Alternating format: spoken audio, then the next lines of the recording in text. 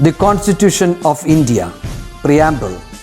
We, the people of India, having solemnly resolved to constitute India into a sovereign, socialist, secular, democratic republic and to secure to all its citizens justice, social, economic and political, liberty of thought, expression, belief, faith and worship, equality of status and of opportunity, and to promote among them all fraternity, assuring the dignity of the individual and the unity and integrity of the nation.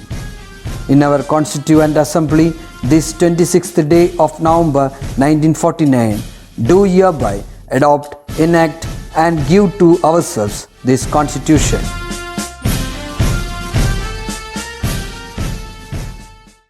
Hi students, welcome back to Business Studies class. I think all are doing well. Okay. See, in the last class we discussed the fourth chapter, that is planning, features of planning, then merits and demerits of planning. I think all are clear. Okay. Today we are going to discuss the next topic, planning process or steps in planning. Okay. In that, the first one, setting objectives. See, we know that each and every organization have their own goals or objectives, isn't it? So, the first and foremost step is setting objectives. See, these objectives are the end result which managers wish to achieve. So, they must be a specific and clear. That is, objectives must be specific and clear. Every organization must have certain objectives. So, these objectives may be set for the entire organization and to each department or unit within the organization. So, objectives give the direction to all departments. If the end result is clear, it becomes easier to work towards the goal. In this objective, ഒന്നാമത്തെ step പ്ലാനിങ്ങിൻ്റെ ഒന്നാമത്തെ സ്റ്റെപ്പാണ് objectives set ചെയ്യുക എന്നുള്ളത്. Objectives എന്ന് പറയുമ്പോൾ എന്താണ്? That is end result which managers wish to achieve. ഒരു സ്ഥാപനത്തിൽ ആ സ്ഥാപനം അറ്റൈൻ ചെയ്യേണ്ടത് എന്താണോ അതാണ് ആക്ച്വലി എന്തെന്ന് പറയുന്നത്, ഒബ്ജക്റ്റീവ്സ് എന്ന് പറയുന്നത്, ലക്ഷ്യം എന്ന് പറയുന്നത്. സോ ആ ഒബ്ജക്റ്റീവ്സ് പറയുന്നത് it must be specific and clear. അത് സ്പെസിഫിക് ആയിരിക്കും, ക്ലിയർ ആയിരിക്കണം. So every organisation must have their own objectives. So this objective may be set for entire organisation set ചെയ്യുന്നതാവാം, അല്ലെങ്കിൽ ഒരു ഓർഗനൈസേഷനകത്തുള്ള ഡിപ്പാർട്ട്മെൻറ്റുകൾ സെറ്റ് ചെയ്യുന്നതാവാം, അല്ലെങ്കിൽ ഒരു ഓർഗനൈസേഷനിൽ ഒരു യൂണിറ്റ് സെറ്റ് ചെയ്യുന്നതാവാം. എന്ത് തന്നെ ആയിക്കോട്ടെ, ഈ ഒബ്ജക്റ്റീവ്സ് സെറ്റ് ചെയ്തിട്ടുണ്ടെങ്കിൽ this give the direction to all departments. എല്ലാ ഡിപ്പാർട്ട്മെൻറ്റ്സിനും വേണ്ട ഒരു ഡയറക്ഷൻസ് ഈ ഒബ്ജക്റ്റീവ്സിൽ കൂടെ കിട്ടുന്നു. So if the end result is clear, എന്താണ് നമ്മൾക്ക് കിട്ടേണ്ടത് എന്നുള്ളത് നമ്മൾക്ക് സെറ്റ് ചെയ്ത് കഴിഞ്ഞാൽ, എന്താണ് ഔട്ട്കം എന്നുള്ളത് വേണ്ടത് എന്നുള്ളത് സെറ്റ് ചെയ്ത് കഴിഞ്ഞാൽ it become easier to work towards the goals. അതിനനുസരിച്ച് നമുക്ക് എന്ത് ചെയ്യാൻ കഴിയും, വർക്ക് ചെയ്യാനായിട്ട് പറ്റും. Okay, that is the first one. The first steps in planning, what is it? Setting objectives. And then second one, developing planning premises. Developing planning premises. What do you mean by planning premises? Planning premises means assumption about future environment of a business. assumption about future environment of business are known as planning premises. എന്താ planning premises എന്ന് പറഞ്ഞു കഴിഞ്ഞാൽ assumption ആണ് എന്തിനെ കുറിച്ച് about the future environment അല്ലെ. ഒരു ബിസിനസിന്റെ ഫ്യൂച്ചറിൽ എന്താണ് അവസ്ഥ എന്നുള്ളത് ഇങ്ങനെ ആയിരിക്കും എന്ന് നമ്മൾ മുൻകൂട്ടിയിട്ട് തന്നെ എന്ത് ചെയ്യാണ്, അസ്യൂം ചെയ്യുക. അതിനെയാണ് എന്ത് പറയുക, പ്ലാനിങ് പ്രമിസസ് എന്ന് പറയുന്നത്. Planning premises. So that means premises refers to making assumptions regarding future. Making assumptions regarding future. So, premises are the base on which plans are made. So, forecast is the techniques of gathering information. Information gather ചെയ്യാനുള്ള techniques ആണ് എന്ത്, forecast ചെയ്യുക. Forecast ചെയ്യുക എന്ന് പറഞ്ഞാൽ predict ചെയ്യുക, പ്രവചനം എന്ന് പറയുന്നത്. So, common forecasts are made to find out the demand for a product. Common ആയിട്ട് വരാവുന്ന prediction എന്തൊക്കെയായിരിക്കും? That is to find out the demand for a product. To find out the demand for a product, changing government policy, tax rate, competition, ഇങ്ങനെയുള്ള കാര്യങ്ങളാണ് common ആയിട്ട് വരാറുള്ള ഈ വക കാര്യങ്ങളെ കുറിച്ചിട്ടായിരിക്കും കോമൺ ആയിട്ട് പ്രെഡിക്ഷൻ നടത്തുന്നുണ്ടാവുക. So what do you mean by planning premises?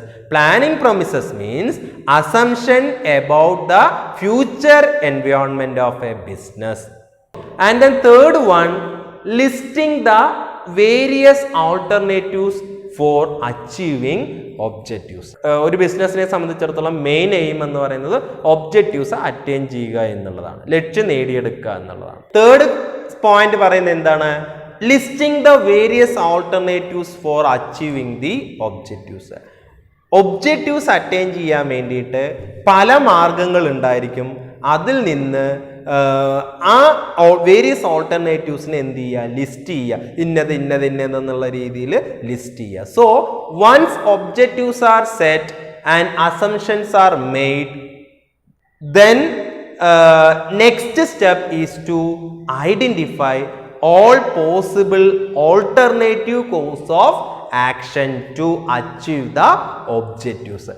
Objectives attain ചെയ്യാൻ വേണ്ടി ഇപ്പോൾ വൺസ് നമ്മൾ ഒബ്ജക്റ്റീവ്സ് സെറ്റ് ചെയ്തു, അസംഷൻ നടത്തി, അത് കഴിഞ്ഞാൽ അടുത്ത സ്റ്റെപ്പാണ് ഈ ഒബ്ജക്റ്റീവ്സ് അച്ചീവ് ചെയ്യാൻ വേണ്ടിയിട്ട് വേരിയസ് വേസ് ഉണ്ടാവും അല്ലെ, പല മാർഗങ്ങൾ ഉണ്ടായിരിക്കും. ആ മാർഗങ്ങളിൽ ഏതൊക്കെ വഴിയിലൂടെ പോയി കഴിഞ്ഞാൽ ഒബ്ജക്റ്റീവ്സ് അറ്റൈൻ ചെയ്യാൻ പറ്റും എന്നുള്ളതൊരു ലിസ്റ്റ് ഔട്ട് ഇടുക. അതാണ് that is the third one, listing the various alternatives for achieving the objectives. Okay, and then for example, in order to achieve the organizational objectives of increasing profit, the alternative ways may be, നമുക്ക് ഒരു organisation profit increase ചെയ്യുക എന്നുള്ളതാണ് അവരുടെ objectives എന്ന് പറയും. ഒരു ഓർഗനൈസേഷൻ്റെ objectives profit increase ചെയ്യുക എന്നുള്ളതാണെന്ന് വിചാരിക്കുക. അതിന് വേണ്ടിയിട്ട് അവർ എന്ത് ചെയ്യണം? അതിനുള്ള പല പ്രോഫിറ്റ് ഇൻക്രീസ് ചെയ്യാനുള്ള പല മാർഗങ്ങളാണ്. ഒന്നില്ലേ, increasing selling price, selling price കൂട്ടുക, അല്ലെങ്കിൽ പർച്ചേസിങ് ന്യൂ ടെക്നോളജി മെഷീൻ, പുതിയ ടെക്നോളജിയിലുള്ള മെഷീൻസ് വാങ്ങിക്കുക. And then increase the efficiency of workers by giving proper training, അതല്ലെങ്കിൽ വർക്കേഴ്സിന് പ്രോപ്പറായ രീതിയിൽ ട്രെയിനിങ് കൊടുക്കുക. ഓക്കെ, ഇതാണ് വേരിയസ് ഓൾട്ടർനേറ്റീവ്സ്. ഇത് നമ്മൾ ലിസ്റ്റ് ഔട്ട് ചെയ്യുക. And then fourth one, evaluating alternative course of actions. ഇപ്പം നമ്മളിങ്ങനെ ലിസ്റ്റ് ഔട്ട് ചെയ്തിട്ടുണ്ടാവും. ഒരു കാര്യം, നമ്മളൊരു ഒബ്ജക്റ്റീവ്സ് അറ്റൈൻ ചെയ്യാൻ വേണ്ടിയിട്ട് നമുക്ക് പല മാർഗങ്ങളുണ്ട് എന്ന് പറഞ്ഞു. ആ മാർഗങ്ങൾ ഇങ്ങനെ നമ്മൾ ലിസ്റ്റ് ഔട്ട് ചെയ്യുന്നതാണ് തേർഡ് വണ്ണിൽ. ആ ലിസ്റ്റ് ഔട്ട് ചെയ്തതിൽ ഓരോന്നും വൺ ബൈ വൺ ആയിട്ട് എന്ത് ചെയ്യണം? ഇവാലുവേറ്റ് ചെയ്യണം. So in this steps management will evaluate the merits and demerits of various alternatives in the light of various objectives of business and planning premises. അല്ലെ, ഈ ബിസിനസിന്റെ ഒബ്ജക്റ്റീവ്സും planning പ്രമിസസും വെച്ചുകൊണ്ട് ഓരോ ഓൾട്ടർനേറ്റീവ്സും നമ്മൾ ലിസ്റ്റ് ഔട്ട് ചെയ്തിരിക്കുന്ന മാർഗങ്ങളിൽ ഓരോന്നും എന്ത് ചെയ്യുക, അതിൻ്റെ മെറിറ്റ്സും ഡീമെറിറ്റ്സും നമ്മൾ എന്ത് ചെയ്യണം, ഇവാലുവേറ്റ് ചെയ്യണം. മനസ്സിലായോ? That is the evaluating alternative course of action. That is the fourth one അല്ലേ.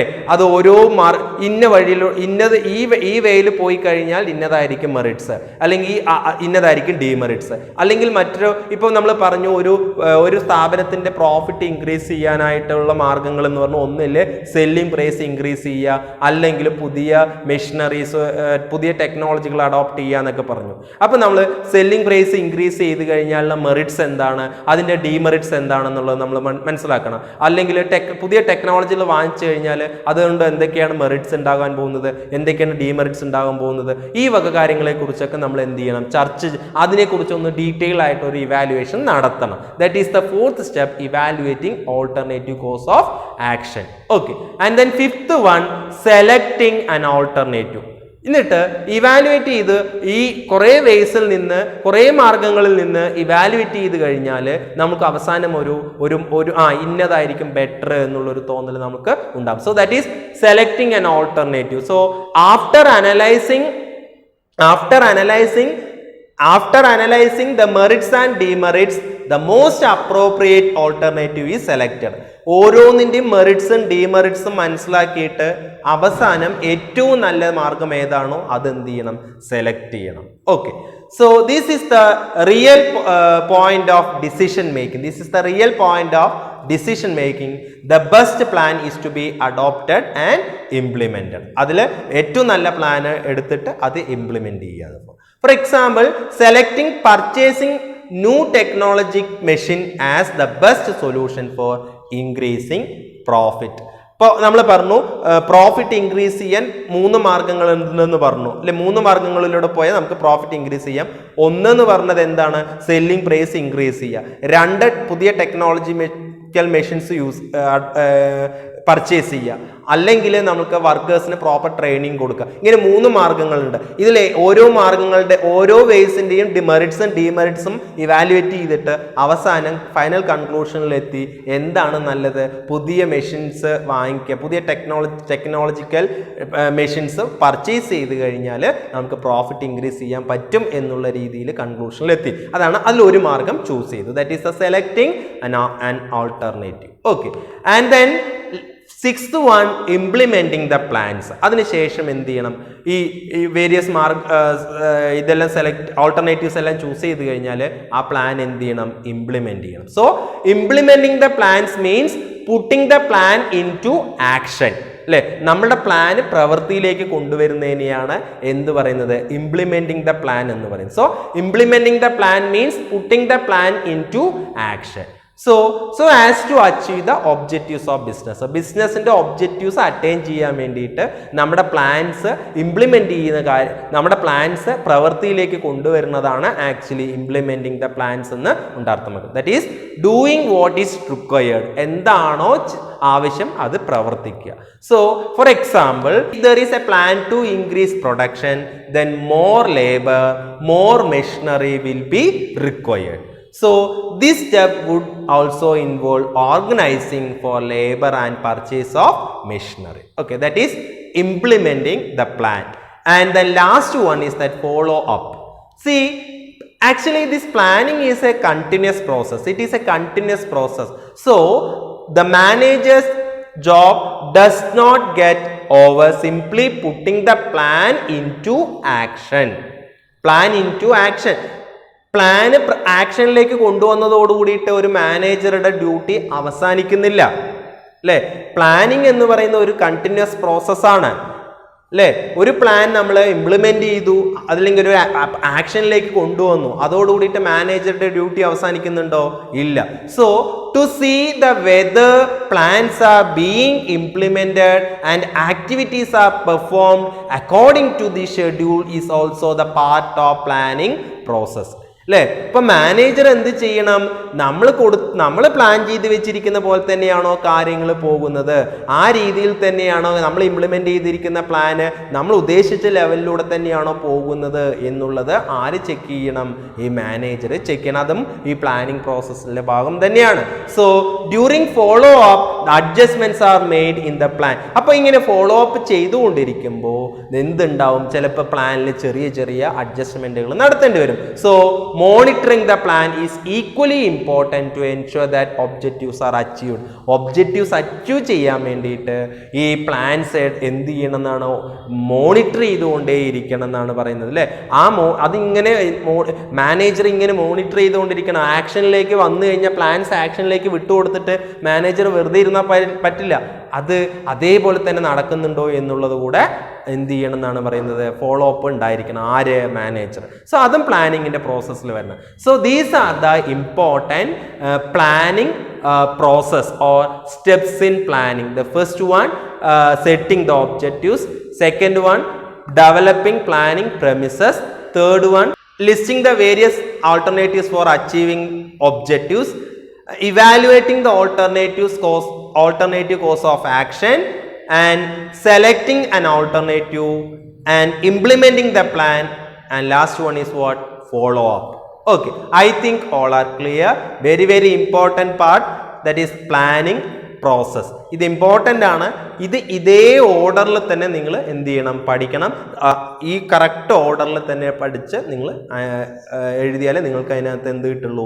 മാർക്ക് കിട്ടുള്ളൂ. ഓക്കെ, ആദ്യം പ്ലാനിങ്ങിന്റെ പ്രോസസ്സിൽ ഒന്നാമത്തത് ഒബ്ജക്റ്റീവ്സ് എഴുതി, രണ്ടാമത് ഫോളോ അപ്പ് എന്നുകൊണ്ട് എഴുതാൻ പറ്റില്ല.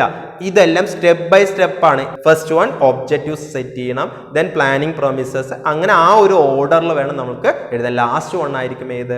ഫോളോ അപ്പ് എന്ന് പറയുന്നത്. Okay, next one, types of plans. See, based on the use and length of planning period, plans can be classified into two, that is standing plans and single use plan.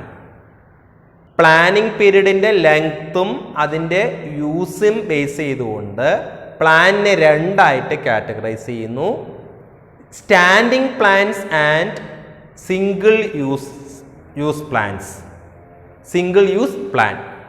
ഇതിൽ standing plans എന്ന് പറയുമ്പോൾ അതിൽ ഉൾപ്പെടുന്നത് ഏതൊക്കെയാണ് ചോദിച്ചാൽ objectives, strategy,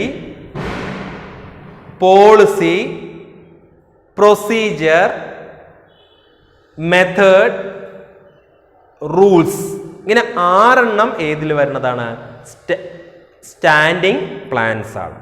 okay, then single use plans പറയുമ്പോൾ അതിൽ programmes and budget. Programmes and budget, that is single use plans. Okay, what do you mean by standing plan? Standing plan means it is used for activities that occur regularly over a period of time.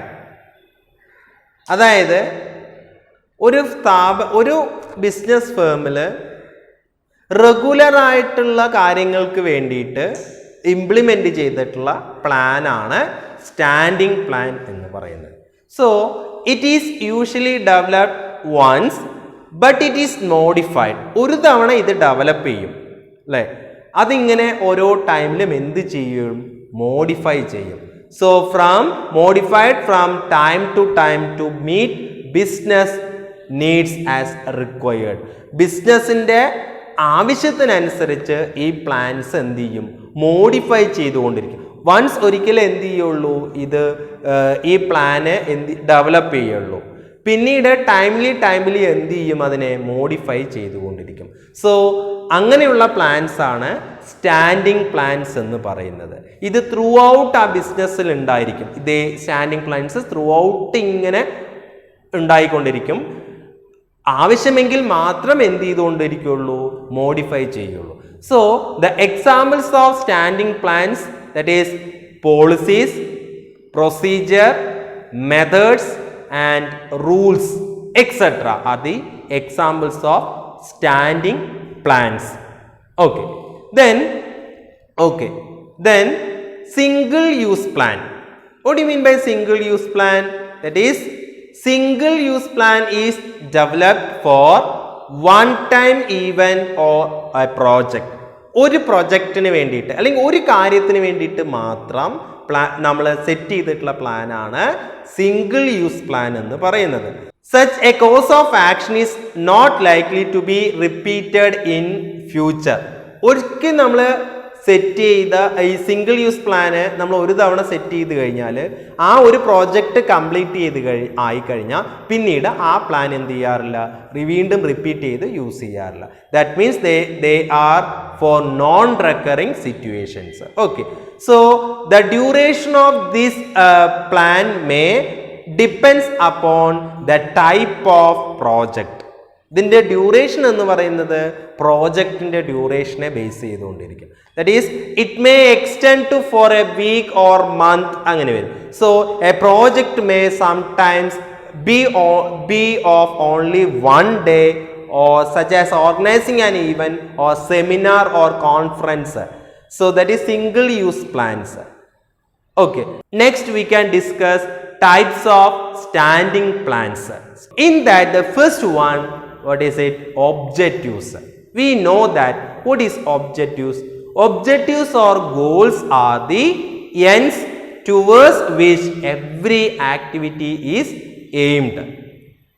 So objectives describe what is to be done. അല്ലേ, objectives എന്ത് ചെയ്യുന്നു, എന്താണ് ചെയ്യേണ്ടത് എന്ന് describe ചെയ്യുന്നു. Objectives R pre requisite for planning, and objectives are expressed in quantitative or measurable terms.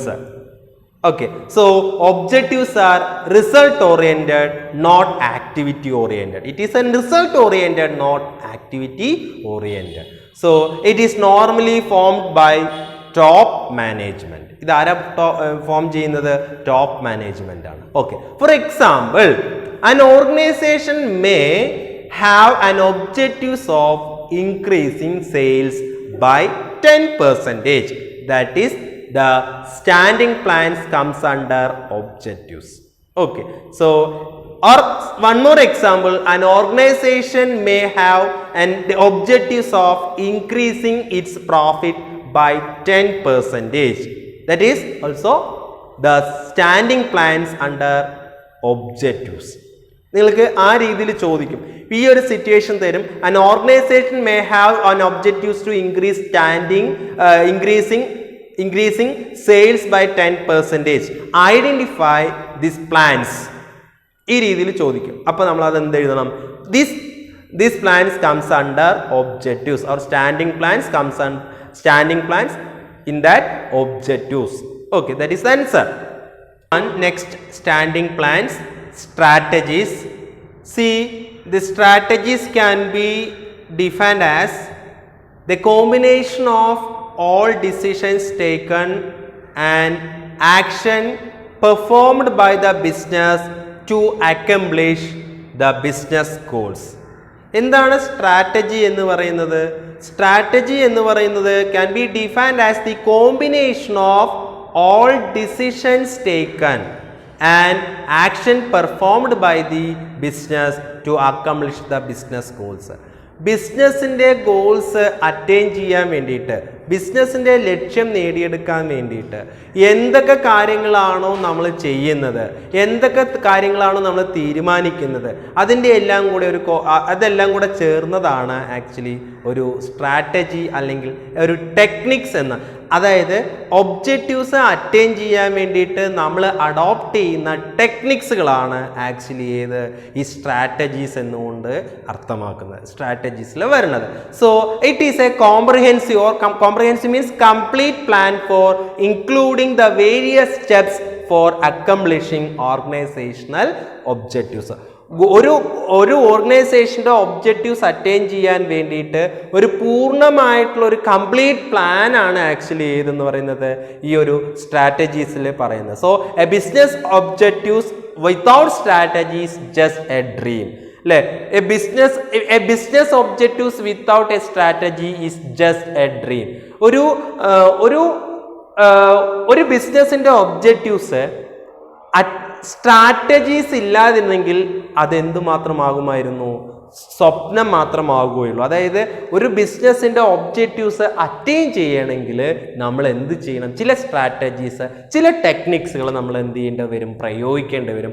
അല്ലെങ്കിൽ ആ objectives എന്നുള്ള കാര്യം ജസ്റ്റ് ഒരു ഡ്രീം മാത്രമായിട്ട് നിലനിൽക്കും. Okay, for example, objective is to increase company profit by 10% ആണെന്ന് വിചാരിക്കുക.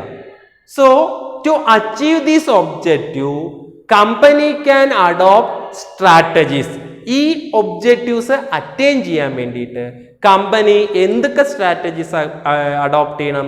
Like create and launch new products. ഒന്നില് പുതിയ പ്രോഡക്റ്റുകൾ ക്രിയേറ്റ് ചെയ്യുക അല്ലെങ്കിൽ ലോഞ്ച് ചെയ്യുക. ഓർ മോഡൽസ്, പുതിയ models, new product or create and launch new products or models. പുതിയ മോഡൽ അല്ലെങ്കിൽ പുതിയ പ്രോഡക്റ്റ് ലോഞ്ച് ചെയ്യുക. ഓക്കെ, അല്ലെങ്കിൽ ഇൻട്രൊഡ്യൂസ് ന്യൂ ഡിസ്ട്രിബ്യൂഷൻ ചാനൽ. പുതിയ ഡിസ്ട്രിബ്യൂഷൻ ചാനൽസ് ഇൻട്രൊഡ്യൂസ് ചെയ്യുക, like online sale. And then select new advertisement media like internet marketing. ഇങ്ങനെ ഏതെങ്കിലും തരത്തിലുള്ള ഇത്തരത്തിലുള്ള ഏതെങ്കിലും ടെക്നിക്സുകൾ അഡോപ്റ്റ് ചെയ്തുകൊണ്ട് ഒരു ഓർഗനൈസേഷൻ്റെ ഒബ്ജക്റ്റീവ്സ് നമ്മൾ എന്ത് ചെയ്യേണ്ടി വരും? അറ്റൈൻ ചെയ്യേണ്ടതായിട്ട് വരും. അങ്ങനെ ആ ടെക്നിക്സുകളാണ് ആക്ച്വലി ഏതെന്ന് പറയുന്നത് ഈ സ്ട്രാറ്റജീസ് എന്നതിൽ അർത്ഥമാക്കുന്നത്. അതായത് I think all are clear. And then third one is policy. See, what do you mean by policy? Policy is general guidelines which brings uniformity in decision making for achievement of predetermined objectives. Policy എന്ന് പറഞ്ഞു കഴിഞ്ഞാൽ it is a general guideline, അല്ലെ? General guideline ആണെന്ന് പറയും. അതായത് which brings uniformity in decision making. Decision മേക്കിങ്ങിൽ ഒരു uniformity കൊണ്ടുവരാൻ വേണ്ടിയിട്ട് ഉള്ള ഒരു ജനറൽ ഗൈഡ് ലൈൻസ് ആണ് ആക്ച്വലി ഈ പോളിസീസ് എന്ന് പറയുന്നത്. എന്തിനു വേണ്ടിയിട്ടാണ് ഇതൊക്കെ ചെയ്യുന്നത്? For the achievement of predetermined objectives. മുൻകൂട്ടി പ്ലാൻ ചെയ്തിരിക്കുന്ന ലക്ഷ്യങ്ങൾ നേടിയെടുക്കാൻ വേണ്ടിയിട്ട് നമ്മൾക്ക് എന്ത് ചെയ്യുന്നു? ചില ഗൈഡ് ലൈൻസ് എന്ത് ചെയ്യുന്നു? വെക്കുന്നു. ആ ഗൈഡ് ലൈൻസ് അത് എന്തിനു വേണ്ടിയിട്ടാണ്? യൂണിഫോം ആയിട്ട് തീരുമാനങ്ങൾ എടുക്കാൻ വേണ്ടിയിട്ടാണ്, അല്ലെ? അതിനെയാണ് എന്ത് പറയുക? പോളിസി എന്നുകൊണ്ട് അർത്ഥമാക്കുന്നത്. So policy define boundaries with which decision can be made. ഒരു ബൗണ്ടറിയാണ്, ഡിസിഷൻ എടുക്കാനുള്ള ഒരു ബൗണ്ടറിയാണ്, അല്ലെ? ഒരു ബൗണ്ടറിയാണ് ആക്ച്വലി ഈ പോളിസീസിൽ വരുന്നത്. For example, sales policy that is selling product only cash basis or only wholesale എന്ന് പറയാം. സാധനങ്ങൾ വിൽക്കുന്നത് ക്യാഷിന് മാത്രമായിട്ടായിരിക്കും സാധനങ്ങൾ വിൽക്കുക, അല്ലെങ്കിൽ ഹോൾസെയിൽ ആയിട്ട് മാത്രമേ വിൽക്കുകയുള്ളൂ എന്ന് പറയുന്നത് എന്താണ്? ഒരു ടൈപ്പ് ഓഫ് പോളിസിയാണ്.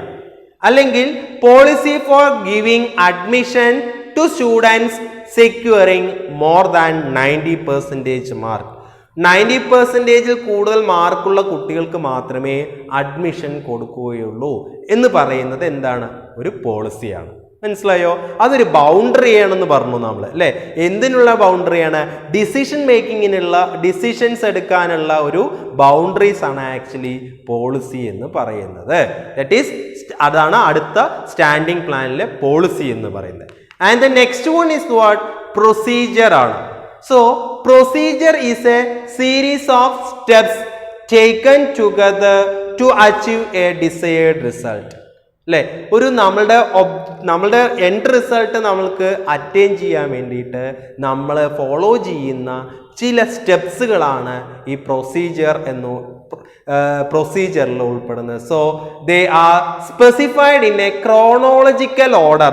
ക്രമമായിട്ടുള്ള ഓർഡറിലായിരിക്കും ഒരു കാര്യം നമ്മൾ അറ്റൈൻ ചെയ്യാൻ വേണ്ടിയിട്ട് ആദ്യം എന്ത് ചെയ്യണം, അത് കഴിഞ്ഞ് എന്ത് ചെയ്യണം, അതിനുശേഷം എന്ത് ചെയ്യണം, അതിനുശേഷം എന്ത് ചെയ്യണം, ഇങ്ങനെ ഒരു സീരീസ് ഉണ്ടാവും അല്ലേ, ഒരു സ്റ്റെപ്പ് ബൈ സ്റ്റെപ്പ് ആയിട്ടുള്ള കാര്യങ്ങൾ ഉണ്ടായിരിക്കും. അതിനെയാണ് എന്ത് പറയുക, പ്രൊസീജിയർ എന്നുകൊണ്ട് അർത്ഥമാക്കുന്നത്. So it is A particular way of doing A job അല്ലെ, ഒരു ജോലി ഒരു പെർട്ടിക്കുലർ വേയിലൂടെ ചെയ്തു തീർക്കുക.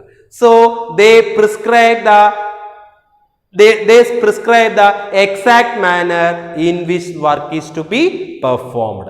So procedure is necessary to speed up the performance അല്ലെ, പെർഫോമൻസ് സ്പീഡപ്പ് ആക്കണമെങ്കിൽ എന്ത് വേണം, പ്രൊസീജിയർ ഉണ്ടായിരിക്കണം. So procedures are rigid, there is no possibility for deviation. Examples of procedures, that is method of selecting employees, placement of order, procedure for selection of employees, procedure of giving contract to an outside agencies. These are the examples of procedure. Okay. And then next one, methods.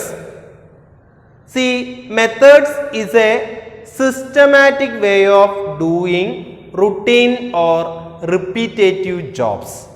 അല്ലേ, എന്താണ് methods എന്ന് പറഞ്ഞു കഴിഞ്ഞാൽ, it is A systematic way of doing routine or repeat job അല്ലേ, repeat ആയിട്ടുള്ള ഒരു ജോലി നമുക്ക് ചെയ്യാൻ അല്ലെങ്കിൽ റെഗുലർ ആയിട്ട് ചെയ്യേണ്ട ഒരു കാര്യം ചെയ്യാനായിട്ടുള്ള ഒരു സിസ്റ്റമാറ്റിക് വേ, ഒരു ക്രമമായിട്ടുള്ള ഒരു മാർഗമാണ്, ഒരു വേ ആണ് മെത്തേഡ്സിൽ പറയുന്നത്.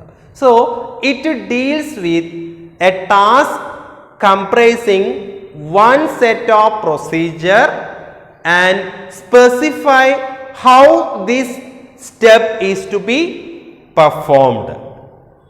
Selection of proper methods saves time, money and effort and increase the efficiency.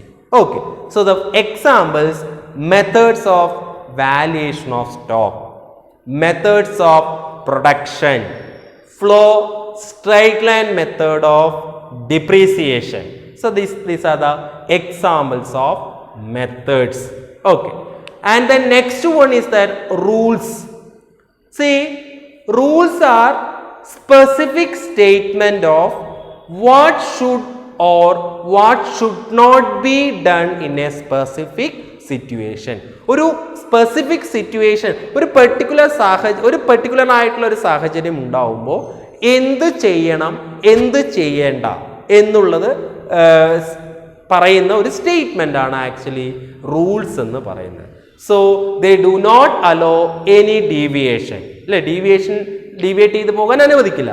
So rules are made for the purpose of creating discipline in the organisation. ഈ റൂൾസ് എന്തിനു സഹായിക്കുന്നു, ഒരു ഓർഗനൈസേഷനിൽ ഡിസിപ്ലിൻ ക്രിയേറ്റ് ചെയ്യാൻ സഹായിക്കുന്നു. For example, no smoking, no admission without permission, no admission without permission, using mobile phone during office hours is prohibited. ഇതൊക്കെയാണ് actually ഏതെന്ന് പറയുന്നത്, റൂൾസിന് എക്സാമ്പിൾസ് എന്ന് പറയുന്നത്.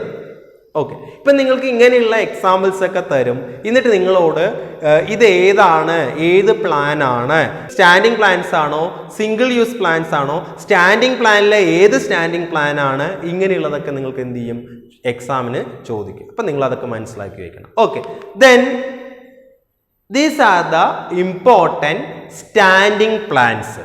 Okay, I think all are clear. Next one, types of single use plans. In that, the first one, programs. See, programs are detailed statement about a project. Okay, see, programs may be taken as a combination of policies, procedures, rules, tasks, human and physical resources required, budget, etc. See, the same program may not be used for achieving other plans. അല്ലേ, ഒരേ programme ഒരു objectives attain ചെയ്യാൻ വേണ്ടിയിട്ട് ഒരു തവണ നമ്മൾ use ചെയ്ത programme തന്നെ വീണ്ടും വീണ്ടും അടുത്ത പ്ലാൻസിലും എന്ത് ചെയ്യാൻ പറ്റില്ല, നമുക്ക് യൂസ് ചെയ്യാനായിട്ട് പറ്റില്ല. അവിടെ വേറെ പ്രോഗ്രാംസ് നമ്മൾ എന്ത് ചെയ്യണം, അപ്ലൈ ചെയ്യണം. So the examples, the programme for the construction of shopping mall, program for opening new department in our business. These are the examples of programs. And then next one is that budget. Next one, what is it? Budget. See, next single use plan is budget. See, what do you mean by budget? Budget is a pre-plan of action എന്നാണ് പറയാ. Pre-plan of action. It is a recorded plan of action expressed in a quantitative terms. Budget is a recorded plan of action expressed in quantitative terms. Quantitative terms le express ചെയ്യുന്ന pre-plan of action ആണ് actually ഏത്, budget എന്ന് പറയുന്നത്. So it may be expressed in terms of time, money or physical units. So it is an instrument of both planning and controlling. Budget preparation involve forecasting. Therefore it comes under planning. So budget is a control device.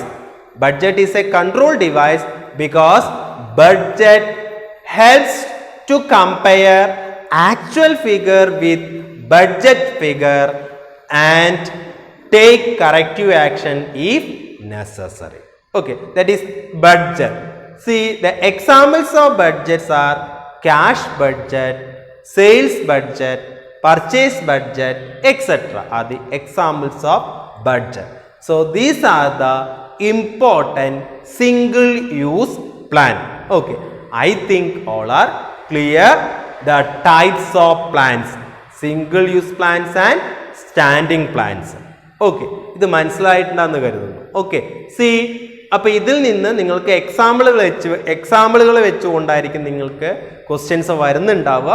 ആ example വരുന്ന questions നിങ്ങൾ identify ചെയ്തിട്ട് ഏത് പ്ലാനാണ്, single use പ്ലാനില്ലെങ്കിൽ single യൂസിലാണെങ്കിൽ ഏതാണ്, അല്ലെങ്കിൽ standing പ്ലാൻസിലുള്ളതാണെങ്കിൽ അത് ഏതാണ് എന്നുള്ളത് നിങ്ങൾക്ക് ഐഡൻറ്റിഫൈ ചെയ്യാനാണ് നിങ്ങൾക്ക് ക്വസ്റ്റ്യൻസ് ചോദിക്കുക. ഓക്കെ, അത് മനസ്സിലാക്കി വയ്ക്കുക. ഓക്കെ, സോ ഇതോടുകൂടിയിട്ട് നമ്മുടെ 4th ലെസൺ കംപ്ലീറ്റ് ആയിരിക്കുകയാണ്. So that's all for today. If you have any doubt please contact me. Okay.